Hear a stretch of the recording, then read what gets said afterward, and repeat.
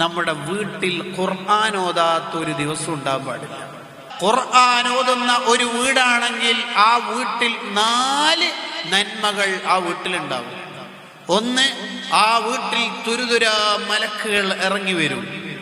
2, ആ വീട്ടിൽ നിന്ന് പിശാച് തുരത്തപ്പെടും. 3, ആ വീട്ടുകാർക്ക് നന്മ ചെയ്യാനുള്ള തൗഫീഖ് വർദ്ധിക്കും. 4, ആ വീട്ടുകാർ തെറ്റിൽ നിന്ന് മാറി നിൽക്കാൻ അത് കാരണമാകും.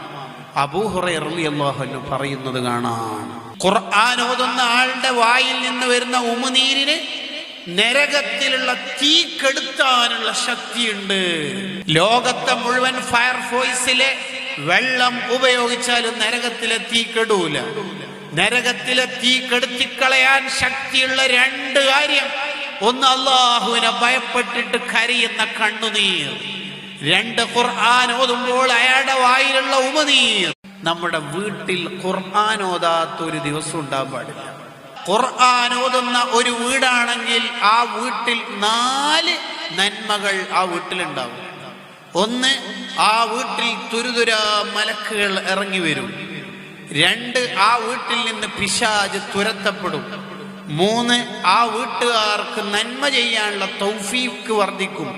4, ആ വീട്ടുകാർ തെറ്റിൽ നിന്ന് മാറി നിൽക്കാൻ അത് കാരണമാകും. അബൂ ഹുറൈറ റളിയല്ലാഹു അൻഹു പറയുന്നത് കാണാം, ഖുർആൻ ഓതുന്ന ആളുടെ വായിൽ നിന്ന് വരുന്ന ഉമിനീരിന് നരകത്തിലുള്ള തീ കെടുത്താനുള്ള ശക്തിയുണ്ട്. ലോകത്തെ മുഴുവൻ ഫയർഫോഴ്സിലെ വെള്ളം ഉപയോഗിച്ചാലും നരകത്തിലെ തീ കെടൂല. നരകത്തിലെ തീ കെടുത്തിക്കളയാൻ ശക്തിയുള്ള 2 കാര്യം: ഒന്ന്, അള്ളാഹുവിനെ ഭയപ്പെട്ടിട്ട് കരയുന്ന കണ്ണുനീർ. 2, ഖുർആൻ ഓതുമ്പോൾ അയാളുടെ വായിലുള്ള ഉമിനീർ.